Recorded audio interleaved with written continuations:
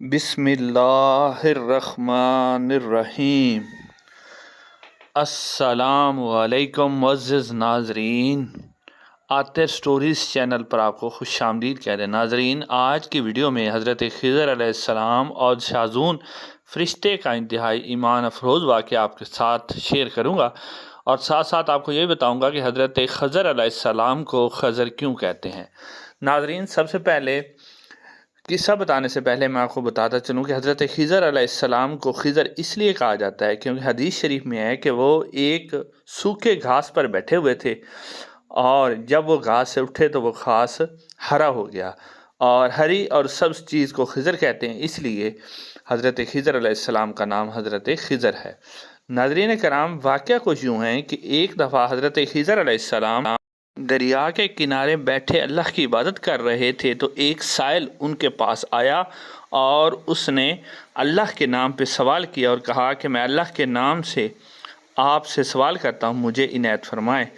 ناظرین کرام، سائل کا یہ سوال سن کر حضرت خضر علیہ السلام بے ہوش ہو گئے۔ جب ہوش آیا تو سائل سے کہنے لگے کہ اے سائل، میں تو اپنی جان کے سوا کسی چیز پر حق نہیں رکھتا، اگر تو چاہے تو میں اپنی جان تیرے حوالے کرتا ہوں، تو میری اس جان کو چاہے بازار میں فروخت کر دے اور اس کی قیمت سے فائدہ اٹھا۔ تو وہ شخص حضرت خضر علیہ السلام کو اپنے ساتھ لے گیا اور ساتھ ہی ایک بازار کے اندر ایک سوداگر جس کا نام سائمہ تھا اس کو فروخت کر دیا اور قیمت لے لی۔ سائمہ حضرت خضر علیہ السلام کو لے کر اپنے ساتھ گیا اور اپنے گھر کی پچھلی سائڈ پر ایک باغ تھا۔ حضرت خضر علیہ السلام کو ایک اس نے کدال دیا اور کہا کہ اس پہاڑ میں سے مٹی نکال نکال کر میرے باغ میں ڈالو۔ اب سائمہ حضرت خضر علیہ السلام کو کام پر لگا کر کہیں کام چلا گیا۔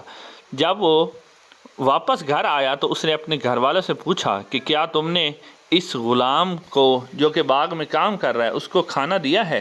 تو گھر والے کہنے لگے ہمیں تو پتہ ہی نہیں ہے کہ غلام کہاں ہے۔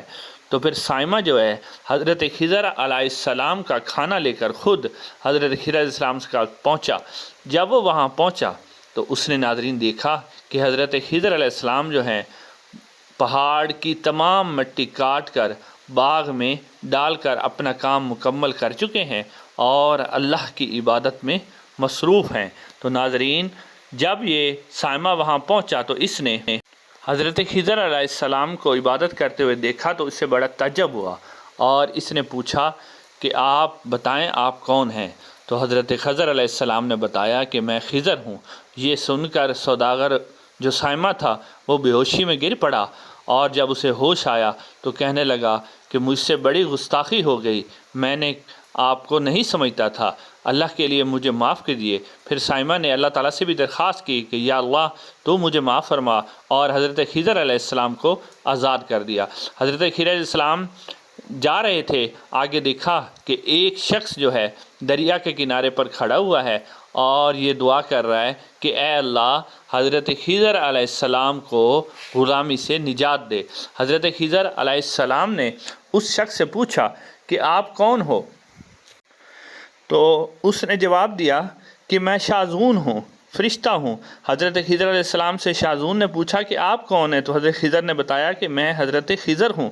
تو شاذون کہنے لگا اے خضر، تو نے دریا کے کنارے پر ایک مکان بنا کر اللہ کی بجائے دنیا کو ترجیح دی ہے اور دنیا کا طالب ہوا ہے، کیونکہ حضرت خضر علیہ السلام نے دریا کے کنارے اپنا ایک عبادت خانہ بنا رکھا تھا۔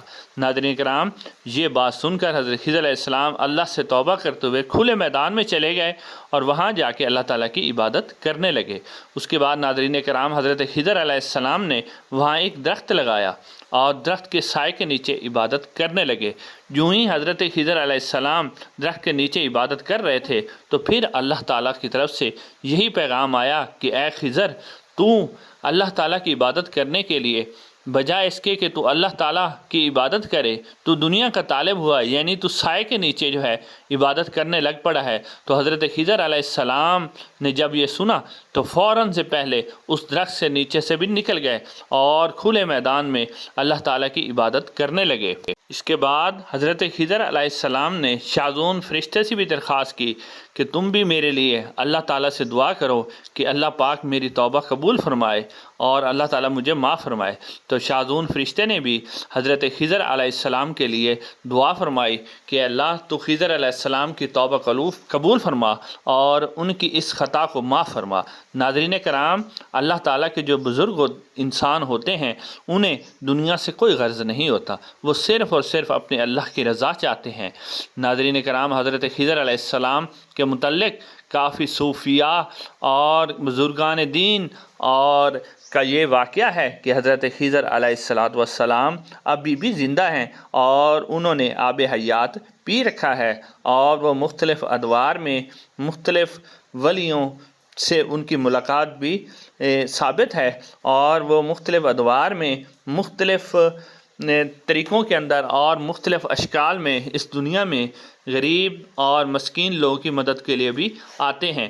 اس طرح کے عقائد بھی آج بھی موجود ہیں، مگر حاصل یہ ہے کہ اللہ تعالیٰ کے نیک اور بزرگ جو بندے ہوتے ہیں وہ ہمیشہ ہمیشہ اللہ کریم کی رضا اور اللہ تعالیٰ کی خوشنودی کے لیے اپنی زندگی گزارتے ہیں۔ انہیں دنیا سے کوئی غرض نہیں ہوتا کہ دنیا میں کیا ہو رہا ہے۔ تو ناظرین کرام، اگر آپ کو یہ ویڈیو اچھی لگی ہے تو ویڈیو کو لائک ضرور کیجیے گا اور ہمارے چینل کو آتر سٹوریز کو سبسکرائب کریں تاکہ آپ کو اس طرح کی اسلامی ویڈیوز ملتی رہیں۔